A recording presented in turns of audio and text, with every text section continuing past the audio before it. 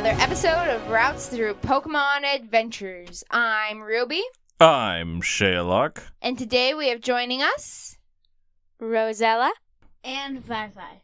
And together we are a family exploring the world of Pokemon through the video games, anime, and manga. And today we will be talking about the sixth Pokemon movie along with its Pikachu short. But before we get into that, let's catch up on what we've been doing.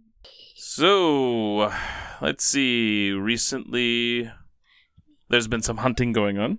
Yep. Yeah, I got a turkey, guys. I Yeah, shot it.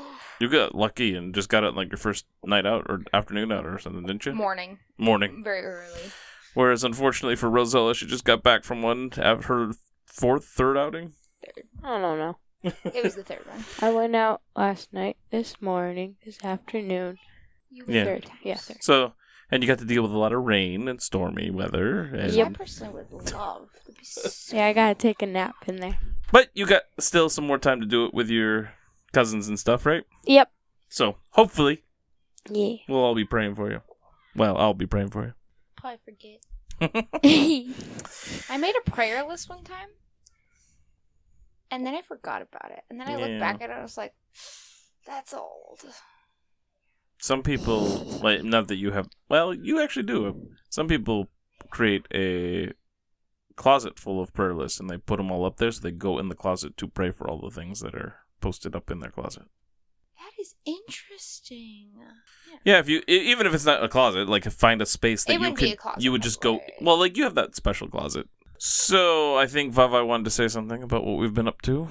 So we moved rooms recently, and I got downstairs. Castle moved in to the Judah's room. And CK and Evergreen share a room with you, right? Yeah. Nice. Rosella, you wanted to bring something up.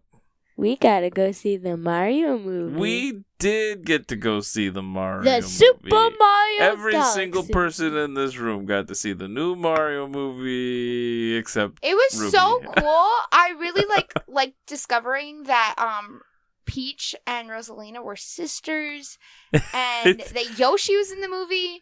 Everybody knew Yoshi was in the movies in the trailer. But like he was a really good part, and him and his interactions with Luigi were just so funny. Like there was like maybe the one. And Yeah. and the way Rosalina goes and gets captured, it's just like so intense. And the whole like sister power thing is kind of fun. You can stop acting now. Yeah, she had learned some of the spoilers of the movie, but she did not get to see it because she had quizzing practice. She had the choice. She did have the choice. She wanted to go to her quizzing. And that's fine. I don't think she really regrets it either. I think she's fine. I mean, I would like to see it, and I will see it at some point, but quiz practice. Yeah, there was at least two funny parts. The one where he steals the motorcycle, and then the one where they're singing because Mario... Oh, the singing moment. Yeah, I forgot the about that singing moment. one. Okay, he had a couple interactions with Luigi, I guess. They were so funny. Oh, yeah. Just a friend told me that he had funny interactions with Luigi. Ah, I see. So, I was going off of that. I was wondering where that came from. I thought you were just making it up on the spot. No. I had reason behind it. Gotcha. Yeah, I knew pretty much everything. Like, everything was spoiled for me, for the most part. Like, the big reveals, I guess. Like, the sister thing and the end credit scene and all that stuff. But because I knew that, I got to watch Rosella's reaction to the final end credit scene instead of the mid credit scene. Because I knew she'd be super stoked about that. So that was really fun. But I also knew that Fox McCloud was going to be it, but that they announced that wasn't like a big spoiler. Like, people knew that he was going to be in the movie. I know you didn't, but for whatever reason. And I was super excited about it because I grew up playing Star Fox on the Super Nintendo, and then I almost got a 64 instead of the PlayStation because Star Fox was on that system, but I followed Final Fantasy instead. But I like the regular Star Fox games. I haven't really played the adventure ones where you like do other stuff. I just like the flying around in the R-Wings. But Fox McCloud did not disappoint in the movie, and he was in it a lot more than I expected.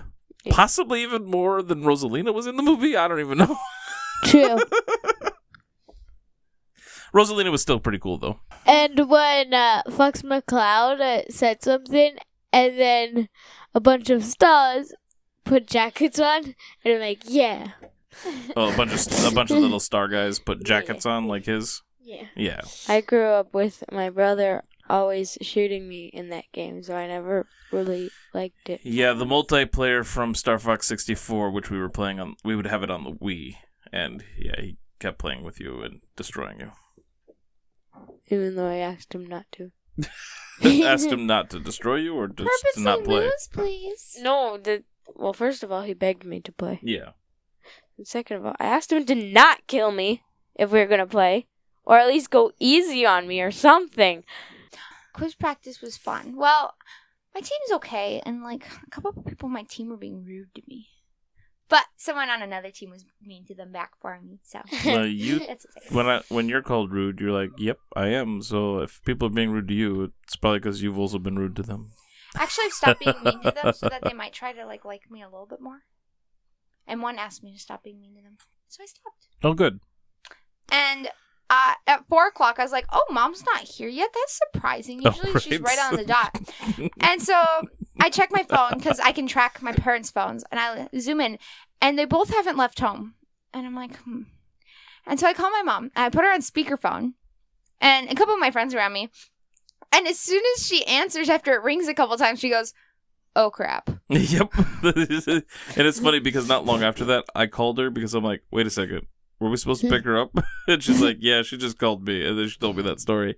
Because she was busy playing Pokopia. I was downstairs playing Mario 3D with the kids. It's fine. I just caught a ride with the tiny leprechaun's family. And then she picked me up there. Yeah. I kept forgetting something I was supposed to remember to bring home. But I got it home. Impressively enough. Nice. Okay. Let's get into the short. Gotta dance. Or Ororu Pokemon Himitsu Kichi. Or Secret Base of the Dancing Pokemon. Alright, so the gang's Pokemon are hanging out together and they get launched off a branch by accident. Lotad tries to catch them all as they each fall one by one. And he always misses, and it's hilarious. Like he moves to catch one on his like lily pad and they land like 5 feet away. And then like he moves to a different spot and they land in the spot he just was in. Yes. At least he tried. He did try. Way to go, Lotad. But then they all spot a crazy looking base built as the new Team Rocket's secret base of Hoenn. But then we go inside of it and we see Jesse and James with Meowth, and they're talking.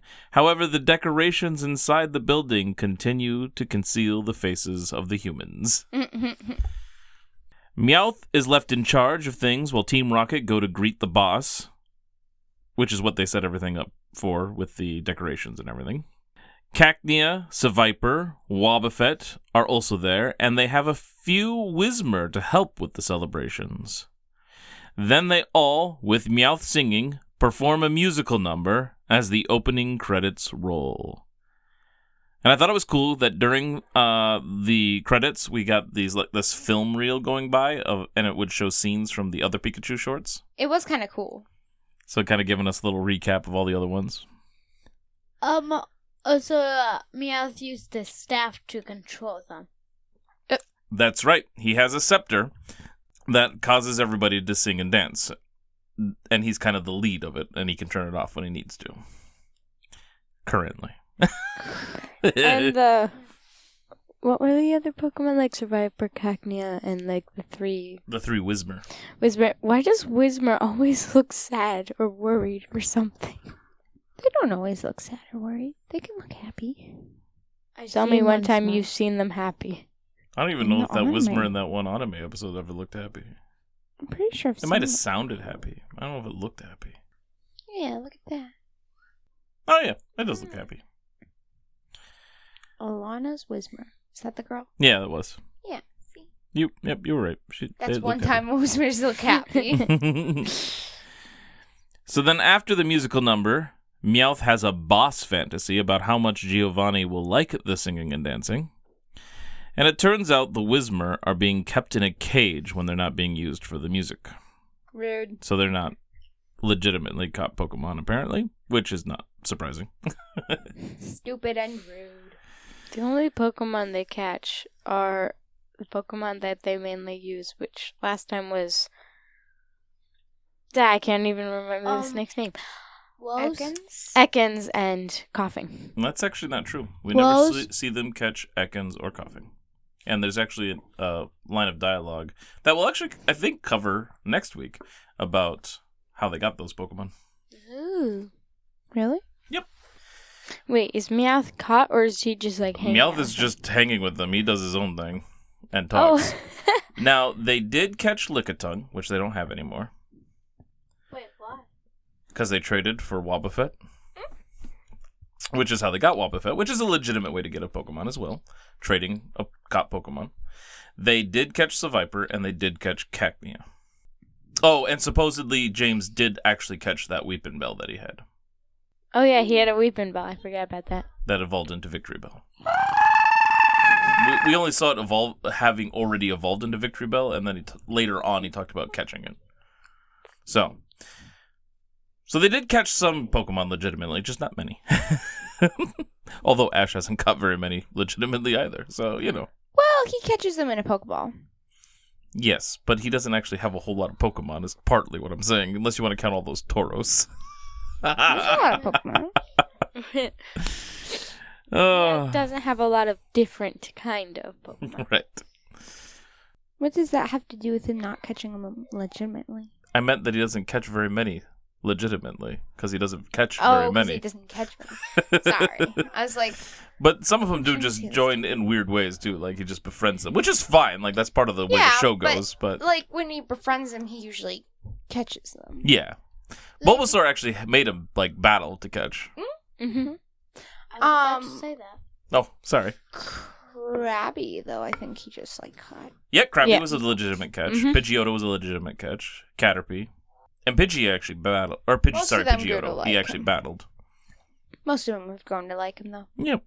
Almost a Weedle, but then that stupid samurai showed up. Yeah. So then Pikachu and friends find a way into the base where the cages are, and they pass by a currently sleeping Loudred for another count of jumpin' Jigglypuff, because Loudred keeps popping up, kind of like Jigglypuff used to. Mm-hmm. Should I tell you how they did get in, though? They climbed in through a window. Yes, they did climb through a window. It's always through a window. If it's not a door, it's a window. Pikachu and friends work together to break the Whismur free. So Meowth goes looking for the Whismur, and he drops the baton, which lands on Trico, and it opens, causing everyone to start dancing again, and that includes Pikachu and friends.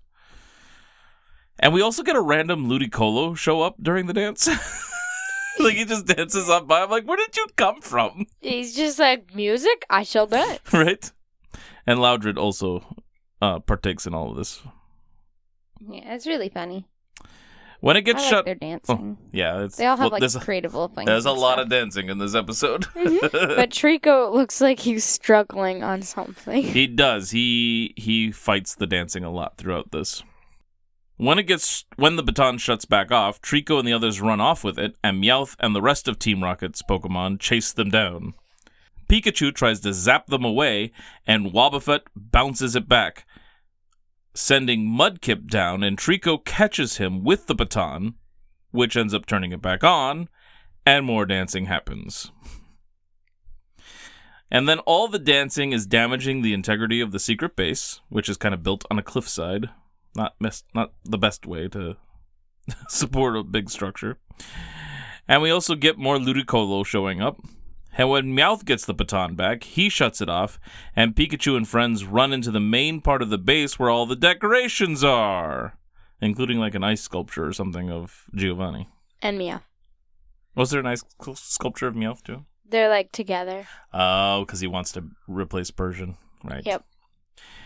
Meowth and others chase, and the place gets trashed in the process. Who could have seen that coming? What? No. Then the baton is back on, and the music style changes. to like a Hawaiian luau kind of music. So they're all doing like the Hawaiian dance style. Trico continues to resist as the genres continue to change. And eventually it starts to get the better of Trico, and when it changes genre again, he finally is caught up in the dance. Like he was fighting him for a while. Yep. But And then he was trying to stop his like tail from bopping and his foot from tapping, but he couldn't stop it. It's kind of funny. Gotta dance. Oh yeah, I was like, that's not the title. It's one of the titles. It's the one we get. Then the baton starts to short out, causing it to switch on its own and speed up, and no one is holding it anymore. And then it blows up, and the base starts to completely collapse as Loudred, angered at getting hurt, starts chasing all the Pokemon. At one point, when they're like doing a 2-person dance, Ludicolo and Loudred are just dancing together on top of a roof. Mm-hmm. It's like these. Like, where did you come from, both of you? Right? Ludicolo is so bizarre, because, like, Loudred, he had been showing up, Well, yeah. right? But Ludicolo, I'm like, what? Where did you come from, man? There is music, so I will dance. Exactly. He's like, this is music. I had to be there. It's like, Bobo. Bobo. Bobo Baggins. That's Maltese's nickname. So, at the end, Pikachu and the others escape on a large plank of wood as the base is completely destroyed. And that's kind of how all that ends. And our tallies are Jumpin' Jigglypuff and Boss Fantasy. Alright, now it's time to start the 6th movie. Jirachi Wishmaker. Or Nenayo no Negaiboshi. Jirachi Jirachi. There's nothing to indicate that it's ended. I see that. Or Pocket Monsters Advanced Generation, the movie. Wishing Star of the 7 Knights, Jirachi. So, Nanayo, that must be 7 something, right? Yeah, because Nana is 7, so Right. Nana Yo, like 7 Knights. Yeah, that could be. No Nagai Boshi. Maybe Wishing Star, then? 7-Night Wishing Star Jirachi. So, we open with the narrator talking about the world of Pokemon. And we get a really cool shot of Mewtwo, and then he has like some kind of like cape on or something. Yeah. And then we see Lugia, Entei, Celebi, and Latios and Latias, which covers all the movies we've been through. Yeah, just all the mythical Pokemon from those movies. Well, legendary and mythical, because like Mewtwo's legendary, Lugia's legendary, Entei's legendary, Celebi is mythical, and Mew would be mythical, but Okay, tell me the difference. there's a Picky Pete. Pokemon has a distinction between mythical Pokemon and legendary Pokemon. That's all I can tell you.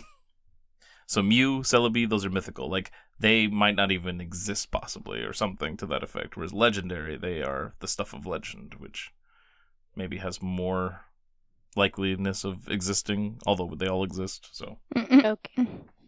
I think legendary Pokemon, there's a chance that there can be multiple of them, like with Zapdos or Articuno or whatever. And mythical, I think there probably is legendary only ever one. Pokemon, the gang think that they can see. Well, mythical, they're like, whoa, we didn't know this guy existed. Wow. Right. And Celebi, you could argue that there's actually multiple of them, too, because we see a ton of them. But I like to believe that they're just from different time periods, because it's the time-traveling Pokemon. Yeah, which is awesome.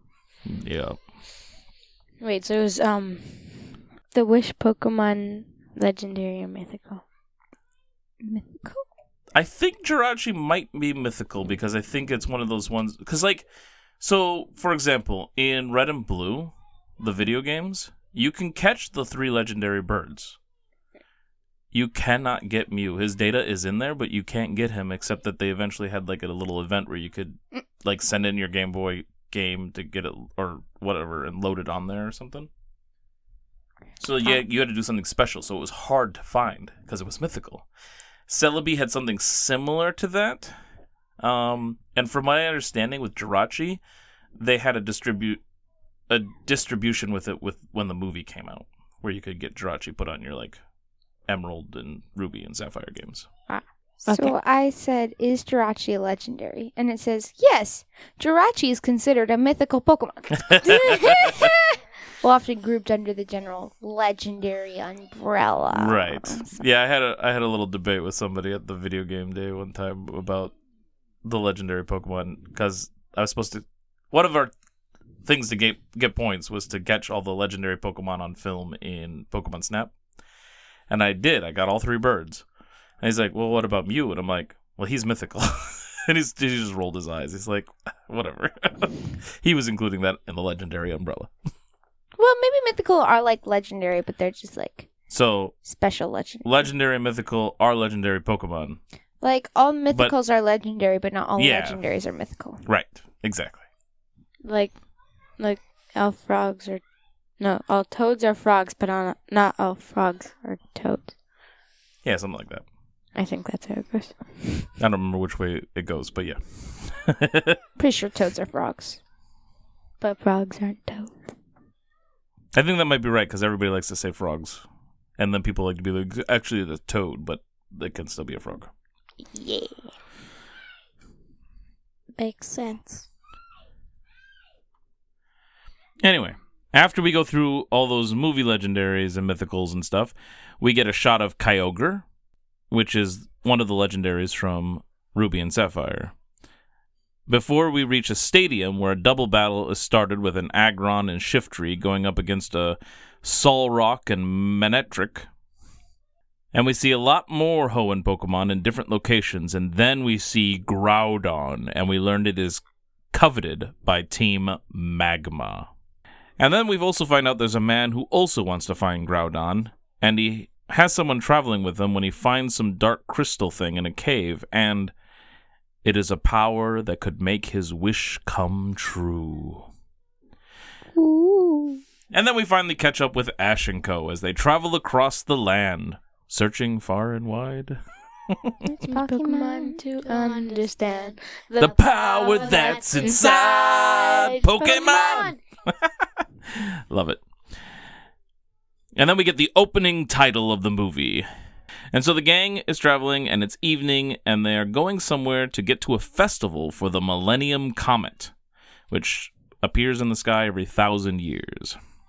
When they arrive, there is nothing in the valley yet, so they decide to just camp out. And the narrator explains that the comet appears for 7 days, once every 1,000 years. It would be so cool to be around during that comment. Yeah. So then vehicles show up and start setting up the carnival with tents, and while they're setting everything up, the opening credits finally roll for our movie. So this must be our opening segment, which in the past used to be a highlight of Ash and his Pokemon and stuff like that, but this time it's just this scene where the carnival is being set up. And we also don't get a remix or cover of the season theme song. Rude. Right? I hope this is just a one-off and we get back to it in the next movie, because I like the fact that they always do that. Well, it'd be less to rank. This is all your fault. You did this on purpose. Yeah, I called them and said, hey, can you just take that out of the rest of the movies? Thanks. Yeah, they used Celebi and time travel to take care of it. Rewrote history. Oh, I just asked them to edit You them couldn't. out. You weren't existing yet. No, like the other day. I called them and asked them to go back to their movies and edit it out. Gotcha. Jeez. All right, you Celebi. So once everything is set up, the gang rides some bumper cars, and Brock flirts with another driver before crashing. Then Team Rocket is at the carnival working as clowns and throw out flyers for the Great Butler, a magician. The gang find the flyers and go watch the show. Wait, first, they're like, this is a really easy job. We just have to throw flyers and clean up manure or whatever that is. Yeah, like whatever manure is. I have a feeling they didn't think it was easy once they found out. For those of you who don't know, manure is poop. So the gang decide to go to the show, and when the beautiful assistant for the Great Butler holds up the crystal rock thing we saw in the beginning of the movie, it seems to glow, and a voice only Max hears talks about a wish and, quote-unquote, the star. Whatever that is. Ooh, spooky. Spooky. It doesn't sound spooky. It just sounds like an innocent child voice. Not a baby crying. It does. That wasn't spooky. From that movie. When it... Brock thinks being a magician is a great career for him since it involves making pretty girls appear out of thin air. Forgot about that. The great butler makes introductions, and we learn the assistant is Diane. Then Max hears the voice say, Wishmaker, the comet. And the voice wishes Max was in here with me, which he seems to know is coming from the crystals. So he rushes the stage, and Ash tries to bring him back, but instead they end up getting used to help with the next trick as the great butler smooths everything over, pretending this was all planned. And right here, I think is part where I was like, I think I've seen bits and pieces of this movie before. Yeah, I think, I know Rosella definitely saw it before. Because I remember, like, what Flame mentioned he's seen it before. Wait, when did I see it? I thought you said you'd seen it before. I have seen it. I'm just trying to remember when. You just watched it on the TV one And Vi-Vi, had you seen it before? No. Okay, so this is your first time? Yeah. So you're with me on that one. But I kind of recognize bits and pieces. I might have seen the whole thing. Maybe. I don't think I have. But I might have because there's no telling I would have recognized Max and May and stuff because, like, I didn't know who they were. They were just random people. Right, sure. I remember that I watched the Celebi movie in Grandma's van. Oh, fun. Yeah, I've seen it more than once now because I had to write notes for it. But, yeah, I had not seen it before until we all watched it together. How do you even have time to watch a movie twice? I barely have enough time Staying up till 2 in the morning. I need sleep. Actually, one of the times it was while you were working, I got through like half the movie while I was sitting there typing notes, which is when I found out Flame had seen it before. He's like, oh, I like this movie. And then I finished it that night, I think. Yeah, I couldn't do it while I was at work, obviously. And then Right. I can't stay up that late. It's so late. I don't do it every night, although last night I did stay up until like 2 in the morning again. You do stay up later than I would usually, though. I'm usually up to like midnight. I don't usually stay up that late, though.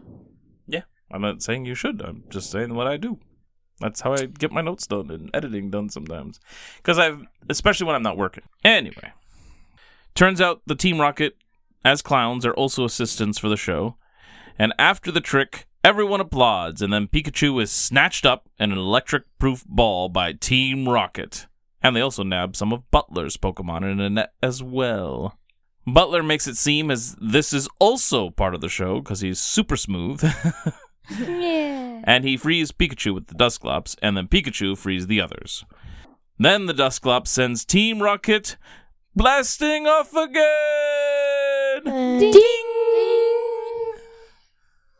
After all is said and done, Butler explains that he thinks Jirachi is sleeping in the crystals, and that Jirachi only awakens once every... Can you guess it? 1,000 years! Dawn the Comet. Correct.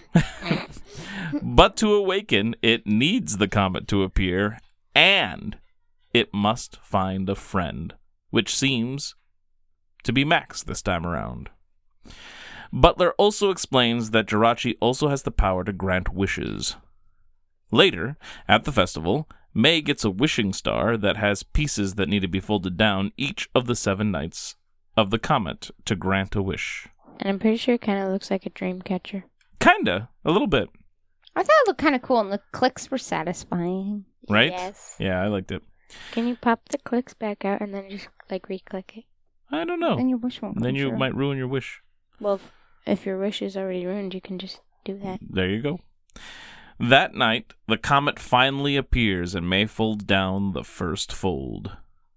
May also hums a lullaby her mother always sang, and for some reason, you guys hated it. You thought it was terrible. She's like, doo-doo-doo. Except it was worse. See, you guys were talking so much, I couldn't even tell if I did like it or not. And then when I rewatched it, I'm like, you know what? I do like this. It sounds nice. Yeah, you're just saying that because you don't You're just saying that because you don't want to dislike it like us. No, I did enjoy it. I don't know. It just sounded kind of funny coming from her. It does sound funny because it's the original actress's voice, the Japanese actress. They did not. Maybe that's part of the reason. May's actress funny. did not do the lullaby, so it's a different voice. I feel like there was somebody else who was watching the movie who didn't like it. I think you're right. I know who it was. It was LeBeau. Oh, they were over when we watched it. I think if I had always heard the original actress's voice for it, or even just heard it on the radio with no person singing it just out of context or something, then it would have been okay. But it was just kind of weird coming from her. I don't know. Sure. Mm-hmm. I could see that. I don't think it just was weird. I don't think it sounded awful. It's just weird. It was peaceful. It made me at peace. It did not make me at peace. I was like, ugh. It didn't make me at peace the first time because you guys were all ragging on it. There was no peace. Then the crystals glow and Jirachi speaks. This time everyone can hear it. And somewhere that looks like where the Jirachi crystals were found, we see an Absol looking at the forest around the cave, and it's glowing. Like the forest is. There's like a weird glow going through the trees. Kind of like when Celebi did its time travel stuff. Oh, yeah. You said somewhere. Just kind of Somewhere over the out rainbow. there. And then he jumps away. I went to the mouse movie, American Tail. Back to the gang. Jirachi emerges from the crystals. When Diane tells Butler the good news about Jirachi waking up, we learn that Butler might not be a good guy. This is our big first indication, because just the way he's standing there in the middle of the night and the way he looks when they're talking, and then there's ominous music that plays, and then he pulls out a bunch of machinery out of the trap doors, and I'm like, that's not for a magic trick. Yep. Yeah, we were already just trying to figure out who was the protagonist or whatever. Antagonist. What's an antagonist? The force against the good guys, the protagonist. It's not always a person, but usually it is a person. It could be like they're going on a mission and then this tree is in their way or something. Yeah. Like that could be considered an antagonist. But we were trying to figure it out and we're like, is this person, is this going to be a good guy or bad guy? And then we're like, I think it's the butler. No, it is Butler, not the butler. The butler did it. That's always the truth in the detective stories. I mean, they just stand there, they look nice, they do whatever you ask, and then they kill you. Oh my. So back to the gang. Max wishes for a bunch of candy, and it all starts appearing, although I think that was probably a translation issue because it's not a bunch of candy that shows up, it's a bunch of snacks. Yep. And it's disappearing from a booth at the festival to appear in the trailer that they're all in. Yeah, it was teleporting things. Yep. And so then everyone starts fighting over Jirachi, wanting it to grant their wishes. But when they learn the snacks came from the park, May tells Jirachi to get rid of the problem. And I knew immediately what was going to happen. And she should have just been more specific about what to fix. But instead, her wish causes her to vanish into the pile of snacks. Because she was the problem. Brock's wish was to make a bunch of pretty girls appear, and I'm like, where would the girls come from? Who knows? But Jirachi was getting too sleepy by that point. So then they had to carry it back. Yeah, they were going to have to deliver the snacks themselves. Did Jirachi have a mouth? Yeah? Okay. Because, like, it never really opens its mouth. It's just, like, mind. It opens its eye. That's it's true eye. So the next day, Max and Jirachi are off having fun together, and Ash and Brock are now the clowns for the show, it looks like.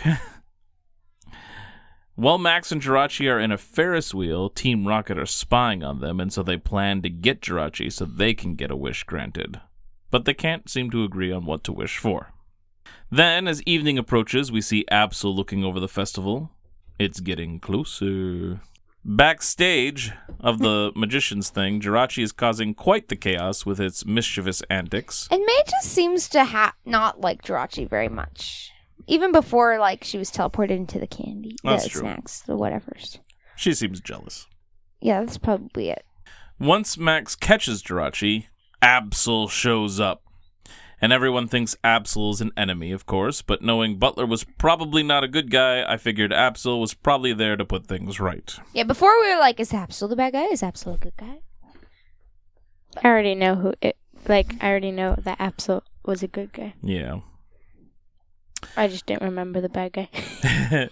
Butler claims Absol is a Pokemon that appears only right before a great tragedy, which is actually true for this film, too, so... They battle Absol on the stage, and Jirachi tells Max that Absol is there for him, and Jirachi teleports Torchic and Pikachu out of the stage area. Then Absol falls into a trapdoor and is caged, and Kirlia's hypnosis is used to put it to sleep. The gang... Kirlia? Like the evolved form of Ralph's? Yes. I was just a little confused by the way that you said it, which was probably right. I was just confused. Yeah, because that's one of Butler's Pokemon. He has the Mightyena, I think, Kirlia, and Dusclops. What's Kirlia again? The evolved form of Ralts, which Kirlia. Ruby just said. Yeah. It's Kirlia. Oh, okay. The curl was really throwing me off, but it's Kirlia. It is Kirlia. What does it look like? I always pronounced it wrong, too, because I always wanted to put an extra I in there somewhere, but it's not there. Kirlia. It's just Kirlia. Kirlia. I know, you want to put an I in between the R and L, Okay. but it's not there. I used to say it wrong all the time. At least in my head. Oh, yeah. The gang try to ask Jirachi about Absol, but he is so sleepy, and so no answers are given. Since it is night 2, May folds the next flap down. She almost forgets, and everyone else is asleep when she went to go do it. And then she's awake. In the middle of the night, she sees Butler walking to the stage, which seems odd. In the stage area, Diane... Midnight performance.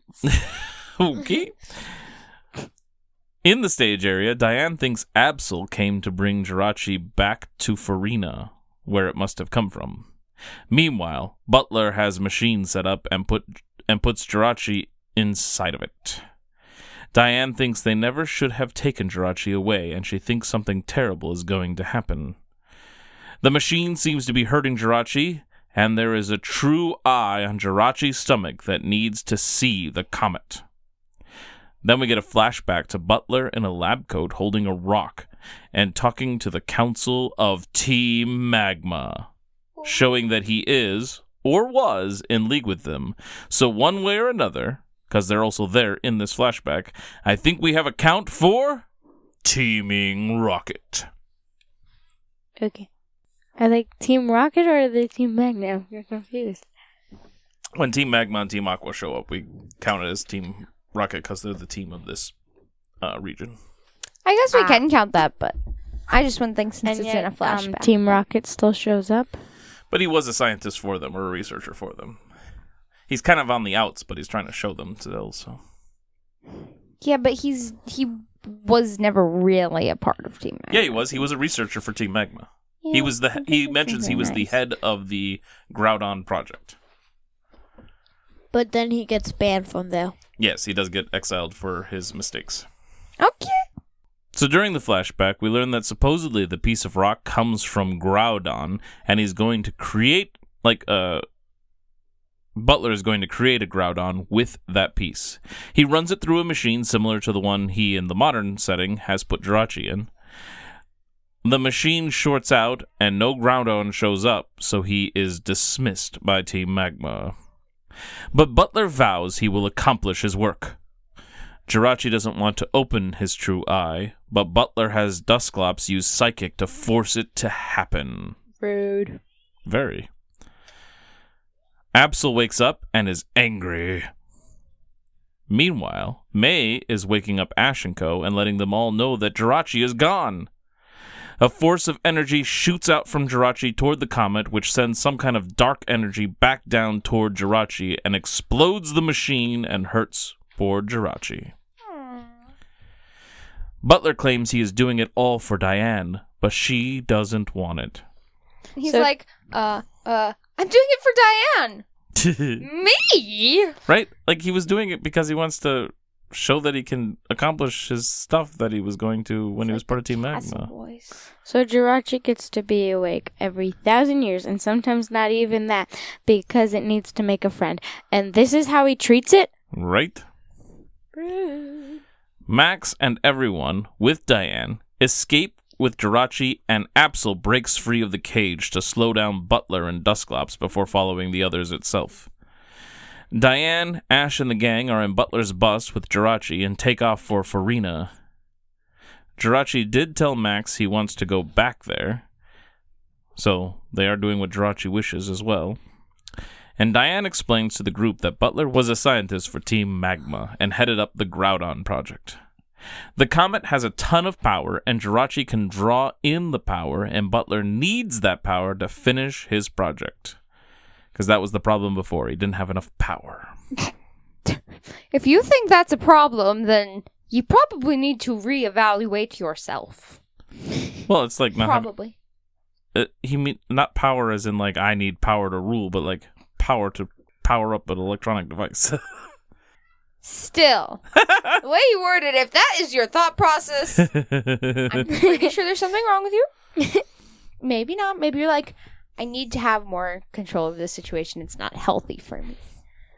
But usually if you're like, I need more power, you probably need more help. But see, the world is a mess, and I just need to rule it. God needs a wall. Which would probably make a bigger mess. No, I would rule very well. God needs a wall. Yes, you are correct. Team Rocket saw the bus leave with Jirachi, so they're going to go after it, of course. And Butler has a tracker on the bus to follow, but it breaks off through the rough terrain somewhere. But it doesn't matter, because I think he figures out where they're going. Wait, doesn't it land on like a different Pokemon? No, it just cracks and falls onto the ground. What does? I thought it landed on a different Pokemon, and I'm like, is he gonna just be falling? No, because the tracker was like hooked up onto the bumper of the bus. And so it just Yeah, falls and onto then the it ground. hits a bomb. Yep. I thought it hit a Pokemon, so whatever. But they were already headed that direction. Obviously, he figured it out, as we find later, so... Yeah, the tracker seemed a little pointless. Not too pointless, but a little pointless. Like, let's think. Where would they take Jirachi? Farina. The place that they kept talking about. The place where we found it. It's home. Maybe they're taking it away from Ferrari. It's Farina. Oh. The Ferrari is a car. Ferrari, yeah, it's a car. Yeah, but they're taking it far away from Ferraris because they don't want it to ride a Ferrari. Oh, right. Obviously. Sorry, I misunderstood. Yeah, They don't get your even thoughts have Ferraris. Diane and the gang stop for the night, and May folds down Night 3. Diane reveals to May that she and Butler knew one another since they were kids, and we get a flashback of Butler performing a magic trick for Diane while they were still kids. Oh, they're so cute. Yes. And she said, that was great, Butler. And he's like, ooh, that's the name I'll use. The Great Butler. Wow. I know. Well, they were kids. But the way he just, like, acts like he thought that, I was like, woo! It's like, And, like, around this point when she's, like, folding down another piece, Castle and Judah thought it was going to be, like, a Lugia or something, and I'm like, no, it is just the comet going in a circle. Oh, yeah. The journey to Farina continues, and Team Rocket continue to follow in their balloon. On night 4, when May folds her wishing star, she seems to realize that Jirachi and Max, who are having so much fun, won't get to continue that for much longer. Then, on night 5, she mentions there are only 2 nights left when she's folding her star, and Max, who's nearby, reacts very poorly to it and tells her to shut up about it. Like, stop counting already. Yeah. she was just, like, folding it down, and then he's like, stop counting already! Well, she did count out loud when she folded it down. She did? Yeah. Yeah. Which is why he makes that comment. But it wasn't, like, she wasn't doing it to him. It's She like, was just talking to herself. Ooh, night 4. It's his, Stop counting already! 2 it's nights. his She's at fault for listening in. Sure. So while he pouts, Ash explains that Jirachi will always be with Max in his heart. Aww. And during that conversation, Ash mentions that a good friend left him and he misses her every day, but he knows they'll always be great friends still. So he misses Misty! Don't we all? His true love. So annoyed that she's not coming back for a while. At least. Wait, she's if coming ever back? coming back. Well, if she ever... I don't know. There's a lot of seasons left. He might see her again. Oh, yeah. Hee. I am absolutely positive they do see each other again. I just don't think she ever becomes a regular partner again. No. There's at least one other thing I know that I think will upset you when we get there. What? Tell me. I think it has something to do with another girl showing interest in Ash. Like another traveling companion. Which one? I think it's the one from X and Y. So, like, maybe it's Serena? Wait, have we gone through X and Y? No. Not even close. Because Misty meets up again in X and Y. Nice. They have Spoilers. to bio. I know there's a Dawn, and I think that's in Sinnoh. Which one's Sinnoh? 4. Sapphire. No, not Ruby, Sapphire. Diamond and Pearl. And then there's Unova, and then there's X and Y, which I think is Serena. For a second, I thought you said because Unova. Yeah, Unova. So if you just slow it down, you're saying it's like Unova. Mm-hmm. Like Vi-Vi. Anyway, the next day, they all arrive in Farina, where we see some Pokemon we haven't met yet, like Tropius. That's that big... Banana beard. Yeah, that guy. They all camp out the next night. With a big day tomorrow, May tells Max to go to bed and get rest, but Max can't bring himself to sleep with it being his last night with Jirachi. However, May begins to hum her lullaby again. But this time we didn't make any fun of it. I think there were still some comments. It was a joke because we did. Oh, okay. It was just as bad as the first time. Right. Then, as they near the cave the next day, they run into Absol, who leads the way. A bunch of Pokemon welcome Jirachi home, including a Flygon. As they get close to Jirachi's home, Max loses it and wishes Jirachi didn't have to go. In an opening in the cave, Jirachi begins to, in the roof of the cave, Jirachi begins to open its true eye to absorb the energy of the comet. Apparently, all that energy is supposed to be released into the earth over the 1,000 years it sleeps, which is what makes Farina the beautiful place that it is. Fancy. Yeah, so it's important not to be used for other purposes. Stupid ones, for that matter.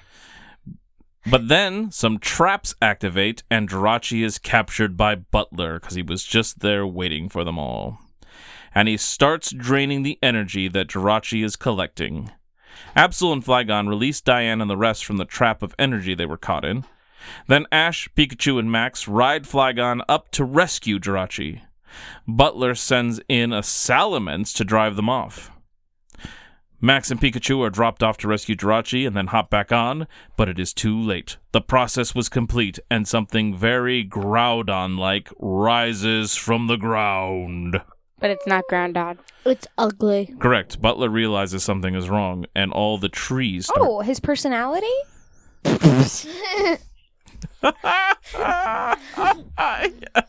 Unfortunately, no. He does realize there's something wrong with the Groudon, and all the trees around this Groudon-like thing start dying around it just by him being near it, which was interesting. Don't bring him to my garden. It seems the land is being killed instead of being revitalized, and it unleashes creepy tendrils and consumes Absol and many other Pokemon as they try to flee. This is definitely not really Groudon. Team Rocket decide maybe they shouldn't drop in, but then they get hit with a tendril and get consumed as well. Yup. Diane also gets sucked inside as she pushes Butler out of the way of a tendril, so she rescues Butler. Girl, I would have let that Butler get sucked up. But he's the only one who might know how to stop it. And this is another hit to Butler and his mad dream, Because he did like Diane. Did he, though? I mean, the way he's been treating her. He is very focused on bad things, and he's driven, and he's very selfish, but yes, he liked Diane. Mm-hmm. May and Brock are captured as well. When Ash, Jirachi, Max, and Pikachu are caught, Jirachi teleports them out of the tendril and keeps teleporting them out of fake Groudon's reaching tendril things as they keep chasing them. Another close call, and Flygon rescues them and flies them into the air. That, combined with the teleportation, really keeps them safe. Groudon's basically like Bulbasaur because he has basically vines. Yeah, except they're not really vines. They're the weird, goopy things that suck things inside of them. They're power-sucking Bulbasaur vines. Well, it's just a grass-type Pokemon. Fine. Eventually, Butler comes up with a plan to have Ash and Max help get Jirachi back to the machine to consume the energy back into Jirachi from the mark that created fake Groudon. And Butler has a line about it. He's like, we just need to reverse the polarity. And I thought that was hilarious. And the reason why is because that is such a common solution in like old cartoons and even some sci-fi things. It's like, oh, well, we just need to reverse the polarity of this device to set everything right. We just need to just rewind it. Because Donatello uses that line at least a few times in the 87 cartoon. It's like, well, because it makes them sound smart. Which one is that one? The Turtles? The first cartoon, Turtles. Initial belts, yes. After some close calls and fake Groudon coming for them, Jirachi is able to blast fake Groudon into a firework display in the sky. And all those captured by the monster are released, teleported to safety by Jirachi. Or at least I assume, because they had the same animation for their appearing that Jirachi used for teleporting other things. At one point, the butler does get sucked up. At the very end. Yes, that is true. There's also a point where he almost gets hit, and he gets knocked off his thing, and he's going to fall to his death, but Jirachi saves him. Good job, Jirachi. We'll see what I would have done in that situation. Not saying I would have necessarily let him die, but I would just let him fall a little longer. A little longer, he might have died. It depends on that day. If you hit me on the wrong day, I might just let you die. It depends on the time of the month, you know. It just depends on the day. But when everyone appears, everyone's like standing up or like fell funny or something, and they're like, oh, we're free. And Diane is laying on the ground fainting. Like, just like she's not breathing or something. Like, she wasn't even the first one to be sucked up, and everyone else is like, oh, we're fine. And she's just like, oh. Same thing with Jessie in the boat. She's just like, as James and Meowth are like, eh. Yeah, well, it's dramatic. Yeah, but like, why is she the only one who can't? She is a performer. But they were making it like part of the movie. I know, but she just performance is her whole life, so she just can't help it. I don't know. It was so stupid. So then after everything is restored, Jirachi is feeling sleepy and has one final wish himself. To hear the lullaby May has been singing throughout the movie. Good thing we didn't insult it this time. Yeah, right. And the others join in on the lullaby this time. Yeah, and it was like, we're all like, psh, and then they start joining in, and it was hilarious. I mean, we all like, actually, maybe it sounds better with them all together. But it was so funny. There was a heartfelt goodbye, and the next day, Butler and Diane decide to stay in Farina, but they're going to give the gang a ride back to town first. Yeah, I was like, they just have to walk now? Right. Rude. Then May realizes she forgot to make her final wish on the last night of the comet thing with the folding star thing. See, now you can click it back up and click it back down. But then she realizes this is probably for the best. They can just make their own wishes come true. Before they leave... Cheesy. Right. Well, the show and movies are pretty cheesy. You gotta expect this kind of stuff. Before they leave, Max hears Jirachi tell him he will never forget Max, and they'll be best friends forever and ever. Forever. It made me kind of think of You don't need to make it creepy. Well, it kind of made me think of the line that Gus and Tilly used in the stories that we've been doing, because they say that to Murasaki and Beck. They're like, and we'll play together forever and ever. But that part's creepy. This one's not supposed to be creepy. I know. Then the credits roll, and we get a nice song to close it out. And during the credits, we also see the gang journey on, and we get constellations that are actual, real constellations in the sky. But they are used to connect to Pokemon that relate to those specific constellations. The first ones are Ursa Minor and Ursa Major, which are like Teddy, Ursa, and Ursa Ring, which make the Big Dipper and Little Dipper. Because the constellations of the Little Dipper and Big Dipper are... Yep. The reason they're called Ursa Minor and Major is because they are supposed to be bears. Little Dipper and Big The Little Bear and Big Bear. When we were doing it, they would connect it, and we'd be like, that Pokemon? Okay. And then we started guessing, and we're like, oh, this one has to be a bird. And then it was like a Dratini riding on a Pikachu.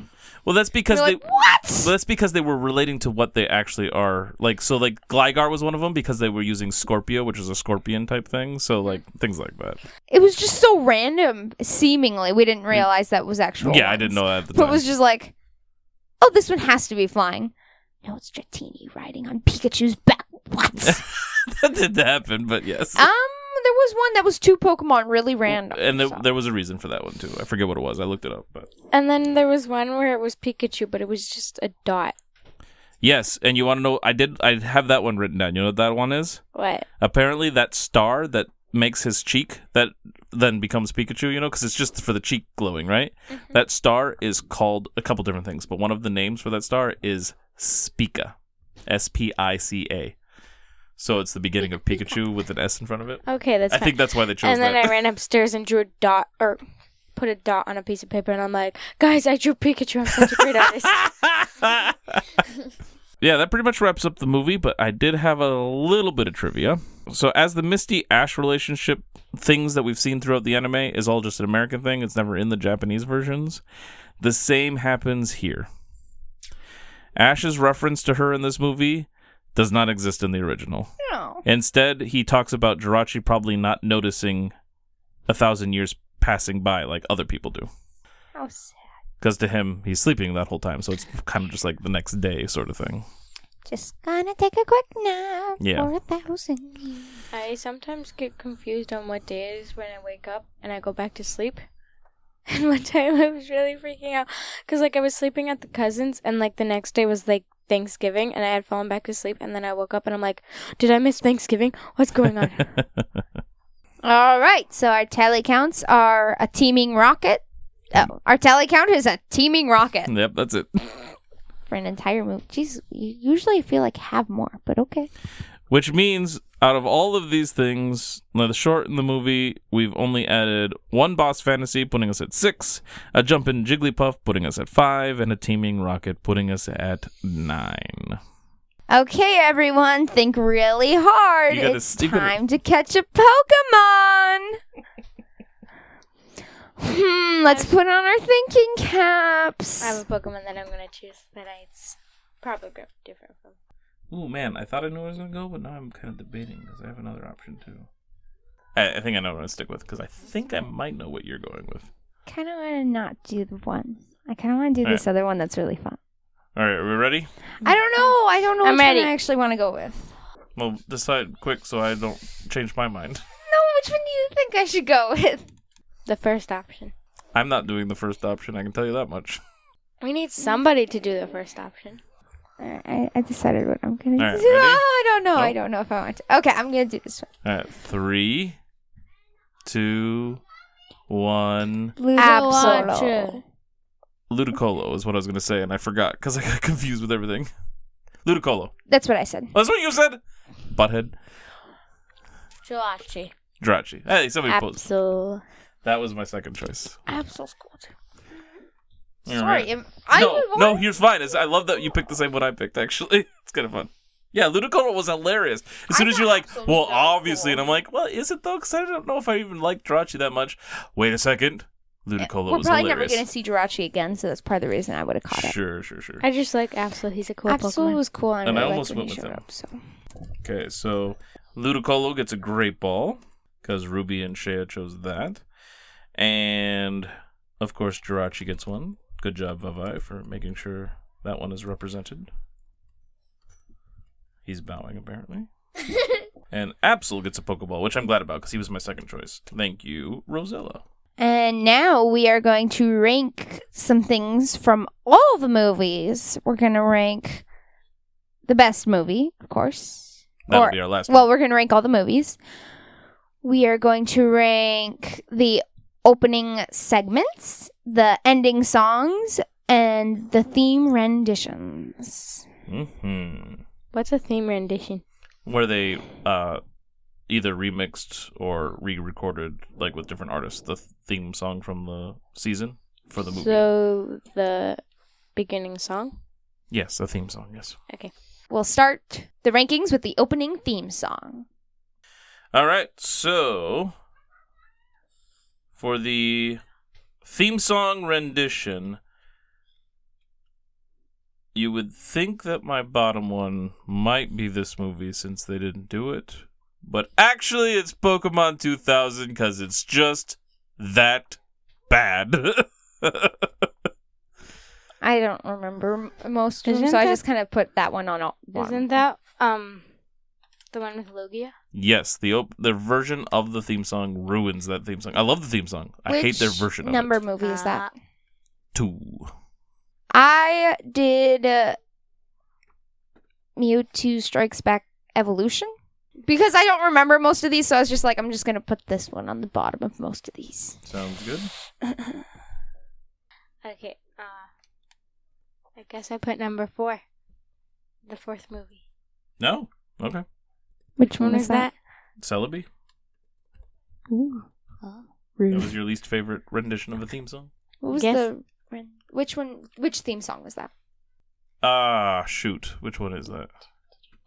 It's the one that uses a lot from the original theme song in it. So that was one of my favorites from that generation. yes. But I didn't like their version as you much. still But they did gotta add a catch second your verse to it, moon which was cool. And be the best that you can be. Yeah. No. But That's you the still first one. gotta- That's Pokemon Oh. Johto. Nope. It's the second one in there. What? I can't It remember still now. uses a lot from the first one. Yeah, the original theme song. The one you just didn't use the original theme Oh, song. I a lot. thought it just kind of went back to it, like stuff. So that's. Do you know which season it was? 4. Born to be a winner. Yeah, born to be a champion. Born to be the very best. No, born to be a winner. Born to be the very best. I kind of remember it, but You only have 5 movies? I don't know how that happened. girl. Whoa, you 6 so on this naughty, naughty, naughty. Only 5 on the other 2. So then your starting song is probably actually the Jirachi one. Is your worst one, right? Since it doesn't exist. Yeah. And since Rosella did not use... Oh, I didn't put the 6th one down for a theme song because they didn't have one. But you still have to count it somewhere. But they didn't have one. As I just said, 2000 is still worse. Because they ruined that song. Bro. Fine, I'll put it So wait. here. Wait, did I like the 6th theme song? What was the season, or what was that theme It's song? the for one we were season? in the middle of. Hero. Jirachi's actually my bottom. So, do you want me to put an opening sequence down too? Uh-huh. Could we consider the carnival coming in as the opening That's sequence? what I am doing, yes. Because I wasn't sure if we were just saying there was none or if we're counting it. It just doesn't do what the other ones did. No, which isn't as cool. Agreed. I think I'll put it here. So actually, the theme stuff here, because it got a little confusing, Rosella I have 2000 as the worst theme rendition. Ruby has Mewtwo Strikes Back Evolution.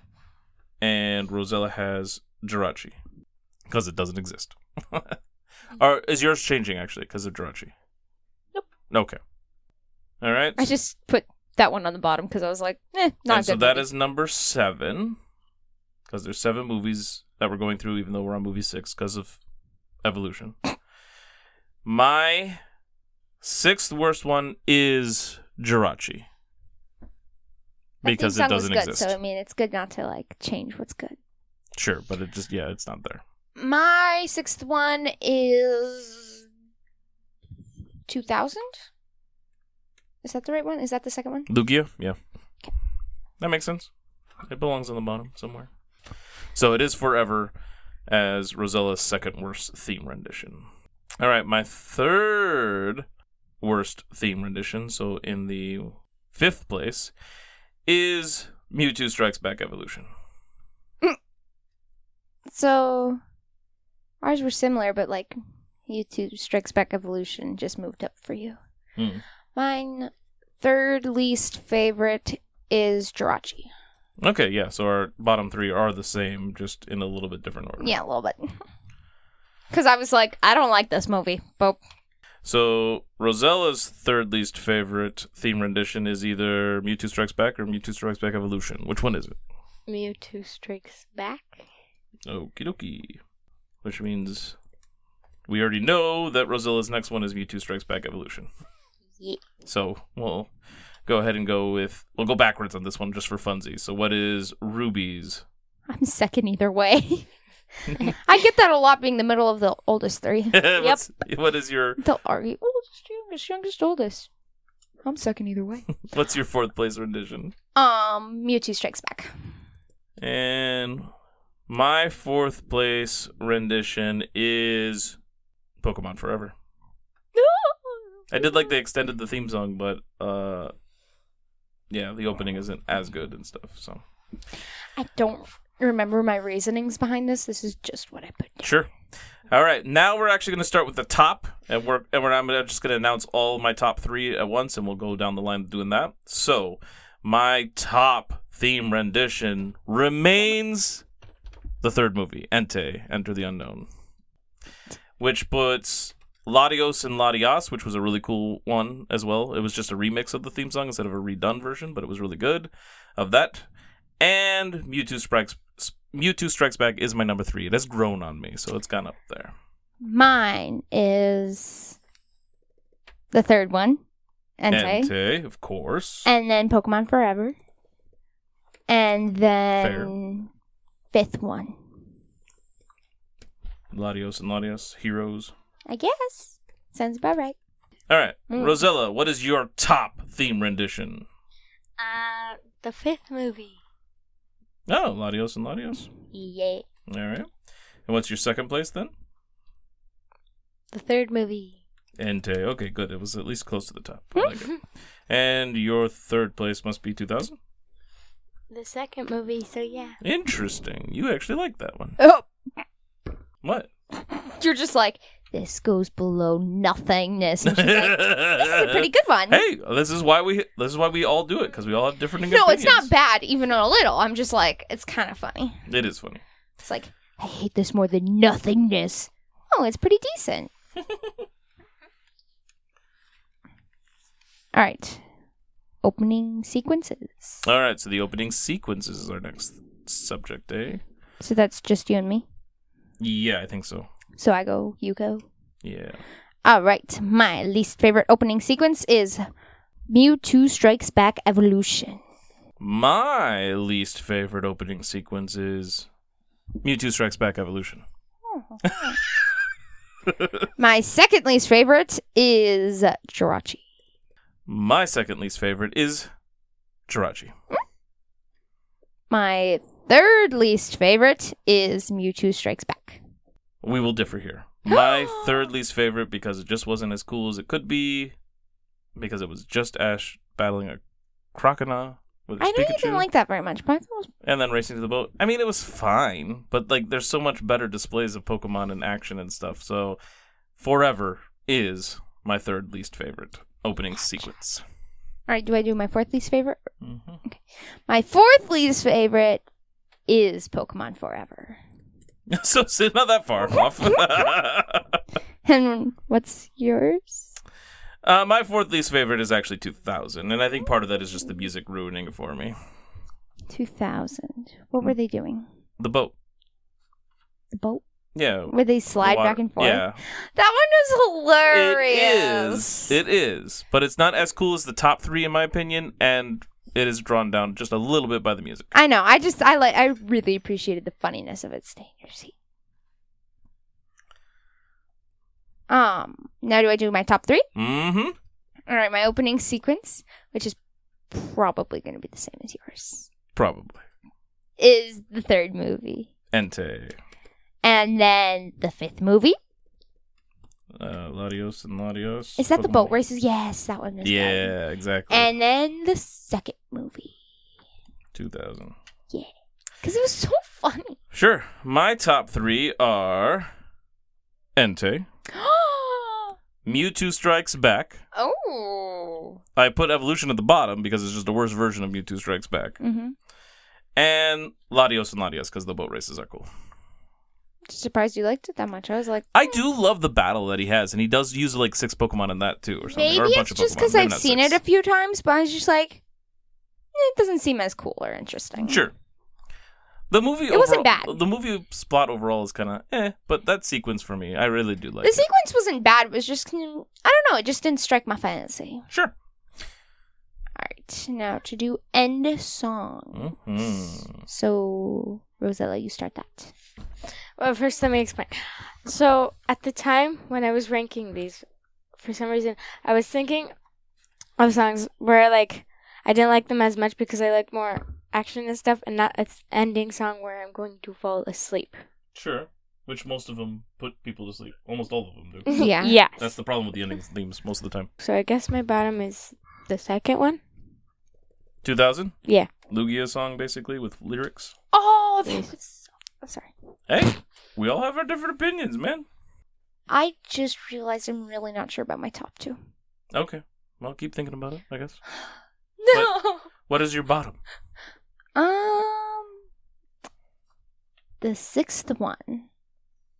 Jirachi. Jirachi is your least favorite. All right. My least favorite is Mewtwo Strikes Back. I mean, it has a lot of songs at the end of it, but the first one is boring, and most of them are boring. The first one's boring and most of them are boring. Yep. And they put you to sleep. Yep. All right, your second least favorite? My second least favorite was the first movie, not Evolution. Yes, Mewtwo Strikes Back. Because, again, boring. My second least favorite is Mewtwo Strikes Back. My second least favorite is Pokemon Heroes, Latios and Latios. All right, what's your next one? My next one. The third one. Entei. All right, my third least favorite is Lugia song from Pokemon 2000. Really? Yeah. I guess the 5th movie. Latios and Latios. My fourth least favorite is Lugia. Oh, really? Yeah. Oh, I was wrong. It was higher. And it was my fourth one. Yeah. Like, it was... I like that one. It's probably going to stay a little bit higher. I think it's really cool that they did that. I do think it was really cool that they did that. I agree. My fourth place is Jirachi. I kind of like the song at the end of this one. It's a little bit more upbeat, so it's just a little bit better for me. I enjoyed it. I kind of just enjoyed the movie, too, which helps. I just, you just, took the last one and moved it up, and everything shifted. And so mine was just shifted. Yeah. It's kind of funny. All right. What is your top one, Rosella? My top one is Mewtwo Strikes Back Evolution. Good choice. That's the right choice. And your second and third? My second and third are the 4th movie and the 6th movie. I think I'm going to keep it how I ranked it. Okie dokie. Oh, I think I'll keep it this way. My top one is Mewtwo Strikes Back Evolution. The right choice. Then my fourth one is Pokemon Forever. I really, really like that one. Your fourth one? My second one. It is a fun one. I really like that one. And so clever. And then Entei for my third one. Oh, right. Sure. The third movie for the third one. Is that the Unknown? Into the Unknown or something like that. Is that what No. Know the Unknown. Know the Unknown. Yes! That's what it's called. Yeah, I like that one. Yeah, I do too. Because my top 3 are Mewtwo Strikes Back Evolution, Pokemon Forever, and Entei. They're good. And then the last ones were just shifted. We had very similar end songs. Yep, we feel similarly on these. All right, now for the movies overall. And Vi-Vi will start with this one. My bottom one is Mewtwo Strikes Back. My bottom one is Mewtwo Strikes Back Evolution. Because I like it worse than We are Mewtwo going to Strikes differ Back. a little bit on these ones we usually do. My least favorite is Mewtwo Strikes Back. Oh, actually, I did. That's not too surprising. My least favorite is Mewtwo Strikes Back Evolution. So different from me. No, I just remember. I'm like, my second least favorite is going to be much higher for you. I just remember that you said you liked that one more. All right. My second least favorite is Mewtwo Strikes Back Evolution. My second least favorite is Mewtwo Strikes Back. My second least favorite, I guess, is the fourth movie. What? Well, You what start is that? typing it down, you're like, Which one is Rosie? Celebi. my second least 'Cause I like favorite the other ones more. is Entei. Yeah, that's I right. like We it. always have a differing opinion I on just Entei. didn't find it as interesting, but you really like the I lesson definitely in it find and it much stuff. more interesting than you do.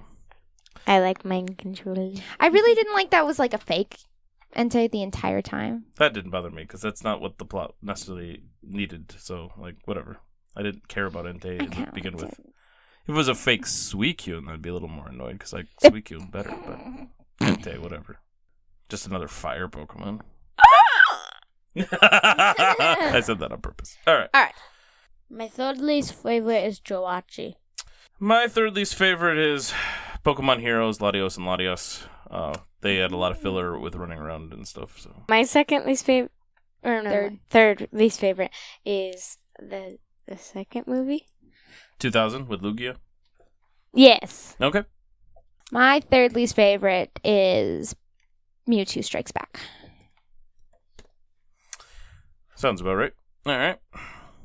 My fourth least favorite is Entei. My fourth place movie is Jirachi. I really did enjoy the movie. I thought it was a really good one. It was well paced and everything. So it's right there in the middle. I need to remember the movie. I can't think of the name. The movie that the sixth movie. Oh, Jirachi. Yes. My fourth movie is Jirachi. Oh, same as mine and Rosella's.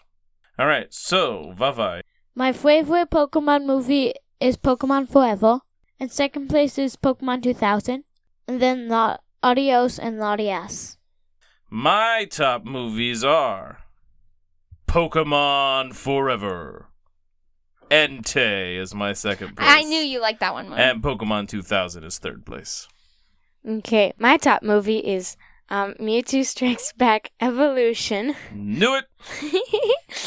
My second favorite movie is the fifth movie. And then my third favorite movie is Entei. My favorite movie is Pokemon Forever. So good. That's the right choice. I know. Not Miss Bottom Pants over there. I don't know. Maybe I was trying to remember the movies and I remembered wrong because I was thinking really hard for a while. Well, you've always loved Mewtwo Strikes Back Forever. Or Evolution, I mean. And it's funny because that is my bottom one while it's your top one. Bottom top switch. Same here. My second is Latios and Latias. And my third is Pokemon 2000. I think that's all just like Vi-Vi. Or no, wait, the two are switched. Yeah, your second and thirds are switched. But yeah. All right, now that we have finished ranking everything and covering the movie, it is time for Pokemon cards. Woohoo! Yay! Smell good. This one didn't smell as good as the other ones I've had before. Can I go first? Yes. For my first one, I got Team Rocket's Chingling, Psychic type. For my second one, I got Fomantis, a Grass type. For my third, I got Squawkaberry, a Colorless type. And for my fourth Pokemon card, I got Cynthia's Rosalia, a grass type. And for my fifth Pokemon, I got Barraskewda, evolves from Arrokuda, and it's a water type. And for my trainer card, I got Team Rocket's Proton. Can a Ruby read what it does? Team Rocket's Proton does, if you go first, you may use this card during your first turn. Search your deck for up to 3 basic Team Rocket's Pokemon, reveal them, and put them into your hand. Then shuffle your deck. Team Rocket's Mokol, a dog type. For my first reverse holo, Teal Mask, Ogerpon, a grass type. Ooh, for my second reverse holo? Oh. Did you get another full art thing? Yeah. Yeah, of course you did. Team Rocket's Orbeetle, a psychic type, evolves from Team Rocket's Stoutler. And for my rare, I got Team Rocket's Tyranitar, evolves from Cupitar. And I got a reverse holo Grass Energy. I just bring good luck. No, this is not the first time he's gotten things like that. Oh, we got the good luck side. I like it over here. Oh, I don't This is the bad luck side, I'm sorry. Hey, this is the side I got my Charizard on. That's true. Okay. I got Team Rocket's Drowsy. He's ugly. Drowsy's so beautiful. He looks like he's a yellow pig that sat in mud with a weird trunk. Okay. And then it's a psychic. I got Ethan Cyndaquil. I love Cyndaquil. Fire type. Okay. I got Team Rocket's Zubat, a dark type. Nose Pass. And it looks like he's like smelling a flower. He does have a nose. And it's a fighting type. I got Averyon's Toadcruel. Arvin's Toadcruel. Arvin's Toadcruel evolves from Toadstool. So it's just like Tentacruel and Tentacool. Correct. Fighting type. I got Team Rocket's Golbat, dark type. Why is his mouth so big? Well, it has an ability. Sneaky Bite. When you play this Pokemon from your hand to evolve one of your Pokemon during your turn, you may put 2 damage counters on one of your opponent's Pokemon. Nice. So is that like 20 damage or? 2 damage counters, probably about 20, I think. Okay. It is. Okay, I got Team Rocket's Archer. You can use this card only if any of your Team Rocket's Pokemon were knocked out during your opponent's last turn. Each player shuffles their hand into their deck, then you draw 5 cards and your opponent draws 3 cards. For my first reverse holo, it's Mankey, fighting type. For my second reverse holo is Gorbis, evolves from Clamperl, a water type.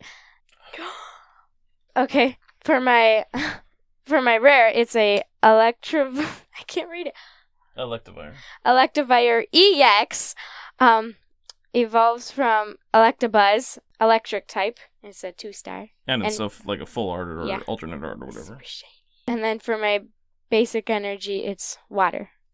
That's a pretty cool one. Well, you did get something cool. I probably won't, but... All right, here I go. Now, I have Darumaka, fire type. Boltund evolves from Yamper, electric type. Bunnery, colorless type.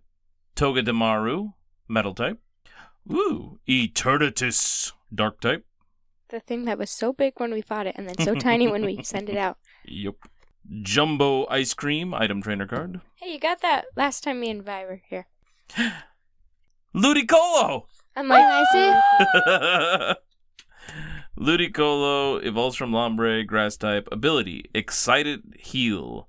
Once during your turn, if you have any Grass Mega Evolution Pokemon EX in play, you may use this ability. Heals 60 damage from one of your Pokemon. I just thought it was fun because we picked Ludicolo.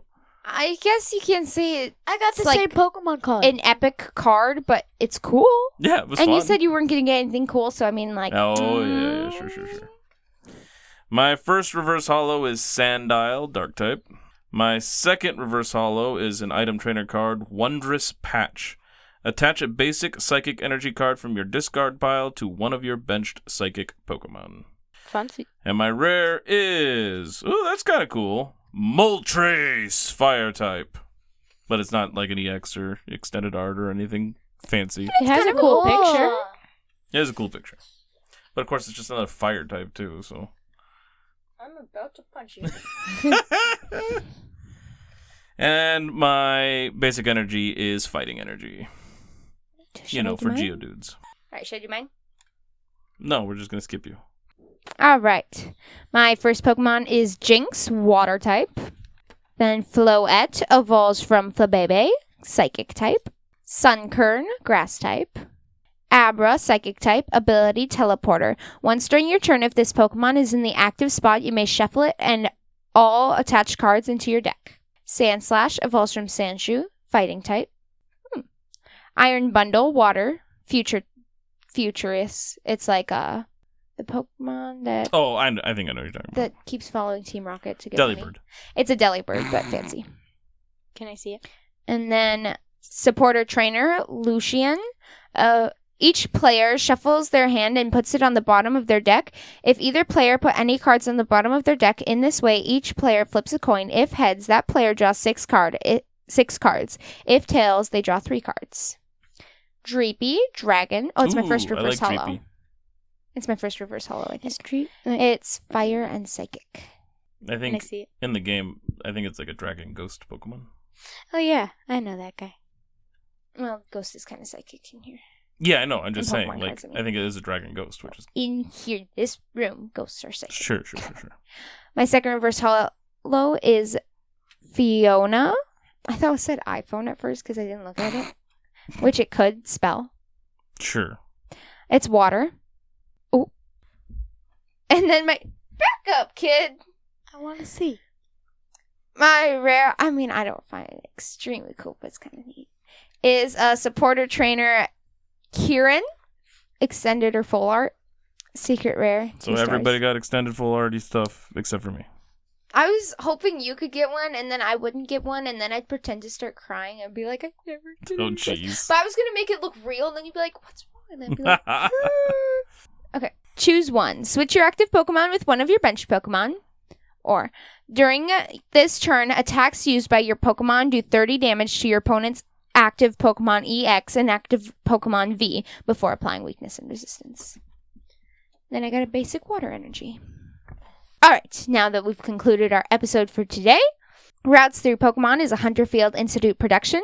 You can find us on Spotify, Amazon, Apple, and other podcasting platforms. We're also on YouTube at the Hunterfield Institute channel. Just look for the Routes Through Pokemon playlist.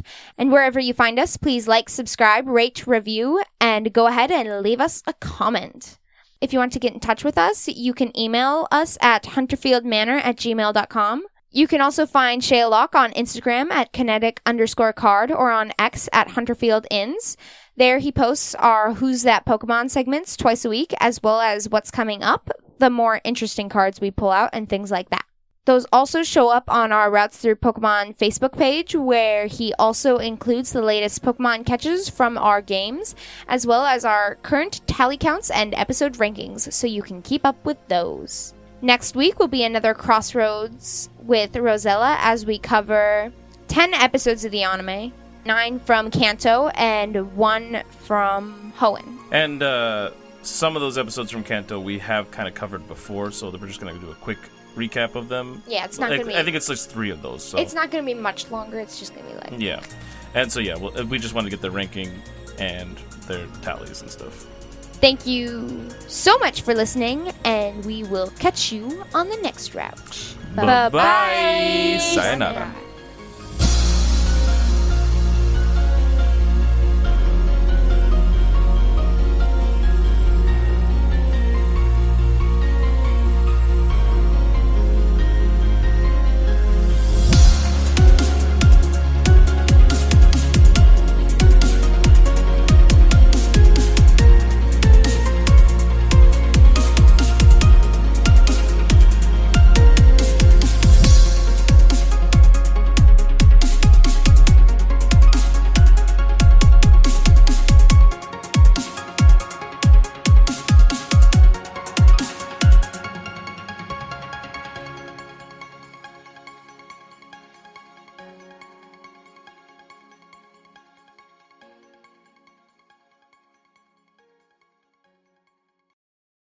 Part 72. Very familiar. When the Clefairy that Violet released appeared on the battlefield, Lieutenant Surge tilted his head as if something about its appearance confused him. Violet decided to capitalize on the gym leader's hesitation and issued a command to the Clefairy. She hoped it would listen. Clefairy, pound. The girl wasn't sure what the Clefairy knew how to do, so she had to make a guess and hope for the best. To her amazement, the Clefairy obeyed immediately and leapt toward the Raichu and hit it hard. The blow snapped Lieutenant Surge out of his thoughts, and he began issuing commands to his Raichu to fight back. Violet decided to try and guess a few other moves for Clefairy, but it either decided not to listen after the first command, or it didn't know any of the moves she was calling out. Lieutenant Surge was watching the Clefairy and Violet very carefully. This made Violet nervous, and she began to think that her opponent might be catching on that the Clefairy wasn't actually hers. When Violet told Clefairy to use Pound again, it listened, and that was enough to get Lieutenant Surge's attention away from herself for a moment. It was nice to know there was at least one command she could issue that the Pokémon knew and would obey. She didn't think, however, that having it use Pound over and over was going to result in a victory for her. Then something occurred to her. Violet had fought a Clefairy back in Mount Moon, and it had used a move. That's right. She said to herself. It had used teleport. The girl's face dropped. Teleport was not going to be useful in this battle. Wait, no. It did teleport, but... Clefairy, metronome. The round Pokémon stopped mid-stride and then lifted its fingers. They each tipped back and forth, and soon its body began to sway back and forth as well. Raichu, Thunderbolt! Hurry! Energy gathered around the electric Pokémon, and it lifted its dangerous-looking tail to strike. The Clefairy was also starting to glow, but with a very different kind of energy. A bolt of electricity fired off from the Raichu toward the Clefairy, but, before it could hit, the Clefairy kicked up sand from the ground into the Raichu's face. The Thunderbolt still hit Clefairy, but not as directly as it would have. Annoyed, the Raichu tried to shake and rub the sand away from its eyes while the Clefairy bounced backward twice before using its tiny wings to stop itself. Do it again, Clefairy. Violet's heart was pounding. The Pokémon had taken the hit and hadn't gone down. That meant she still had a chance to earn that badge. Thunderbolt! Boomed Lieutenant Surge. Raichu, giving up on its struggle with the sand, obeyed the gym leader and blasted another shot of electricity. It went wild and nearly hit Violet herself as the Clefairy rushed forward and tackled the electric Pokémon. Violet couldn't believe it. The sand had not been what she had been hoping for earlier, but it had helped. Raichu was having trouble seeing his target. And then the Clefairy had actually gotten a hit in. She was getting excited and started to forget that the Pokémon wasn't even hers. Again! As the Clefairy waggled its fingers, Raichu was ordered to make a quick attack, which it did, and managed to hit the Clefairy just as it released a thunder shock at Raichu. Not the most effective type of move to be using against an electric Pokémon, but it was still a hit. Looking over the Clefairy, Violet could see it was a little hurt. The Raichu was powerful, and Clefairy's best chance at making it through was not to get hit anymore. Violet barely issued another command to continue using Metronome before the Clefairy started doing it, as if anticipating what was about to be asked of it. You can't expect this randomness to win you the match, girlie. You need strategy. You need strength. You need power. Lieutenant Surge pointed at the Clefairy and shouted again, Thunderbolt! A huge bolt of energy exploded right next to Clefairy, missing the direct hit that would have likely decided the match. At the same time, Clefairy suddenly was wielding a bone in its little hands, and it swung it down hard on Raichu's head. The bone vanished as soon as it made contact, and both the Clefairy and Raichu didn't make a single move for the first few moments afterward. Then, the electric Pokémon went cross-eyed, wobbled back and forth once or twice, and collapsed.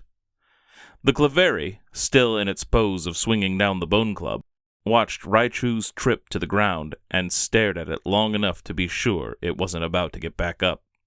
The Clefairy then stood up straight pointed a finger up in the air, and did a little twirling leap before floating back down with the help of its tiny wings. Violet had won the match. And it was all thanks to the Clefairy that belonged to the man who stole her Pokemon. On the other side of the battlefield, Lieutenant Surge was watching the Clefairy's performance closely.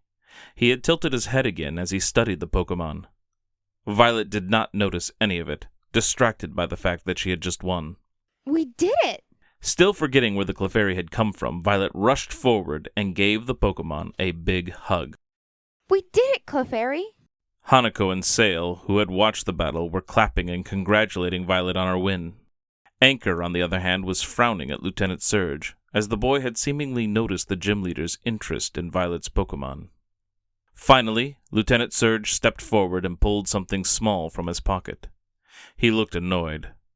"Looks like you win, girlie. Here's your Thunder Badge."